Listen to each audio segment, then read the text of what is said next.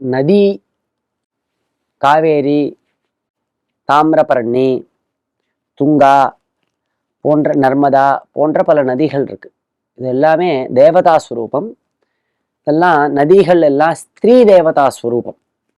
ஒரு ஸ்திரீ அப்படின்னு எடுத்துட்டோம்னா அவளுக்கு ஒவ்வொரு மாசமும் 3 நாட்கள் குறிப்பிட்ட சில உபாதை ஏற்படும் இல்லையா?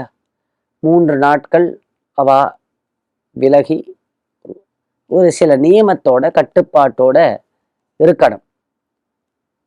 அந்த மாதிரி இந்த நதிகளுக்கும் ரஜஸ்வலா தோஷமானது இந்த 3 நாட்கள் ஏற்படுறது அப்படின்னு சாஸ்திரம் நம்மளுக்கு சொல்லி கொடுக்குறது. அந்த 3 நாட்கள் நதிகளை தொடக்கூடாது, அதை போய் சேவிக்க கூடாது. அப்புறமா 3 நாட்களை தவிர்த்து அதற்கு அப்புறமா தான் அதில் போய் ஸ்நானங்கள் பண்ணலாம் அப்படின்னு நம்மளுக்கு சாஸ்திரம் சொல்லி கொடுக்கறது. நதி ஸ்நானம் அப்படிங்கிறது பெரிய புண்ணியத்தை கொடுக்கும். ரொம்ப பெரிய புண்ணியத்தை கொடுக்கக்கூடிய விஷயம் நதிகளில் போய் நீராடுறது அப்படிங்கிறது.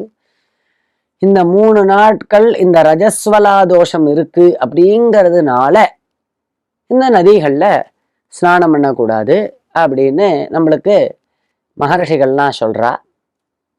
இதை தெரிஞ்சுண்டு நாம் இந்த 3 நாட்கள் நதிகளில் குளிக்காம இருக்கணும். ஆனா இந்த ஒரு கட்டுப்பாடு கங்கா நதிக்கு கிடையாது. கங்கை அப்படிங்கிறவள் சாட்சாத் பத்மநாபரனுடைய பரமாத்மாவனுடைய சரணாரவிந்தத்திலிருந்து வந்தவள், பரமேஸ்வரனுடைய சிரசுல இருக்கக்கூடியவள். அந்த கங்கா அப்படின்னு சொன்னாலே சகல பாபங்களும் போயிடும். அந்த கங்கா நதிக்கு இந்த ரஜஸ்வலா தோஷம் கிடையாது. மற்ற காவேரி போன்றதான புண்ணிய நதிகளுக்கு இன்றையிலிருந்து ஆரம்பித்து 3 நாட்கள் இந்த ரஜஸ்வலா தோஷம் அப்படிங்கிறது இருக்கிறதுனால 3 நாட்களை தவிர்த்து அப்புறம் பிற்பாடு நதியை ஸ்நானம் பண்ணி எல்லாரும் புண்ணியத்தை அடையணும்.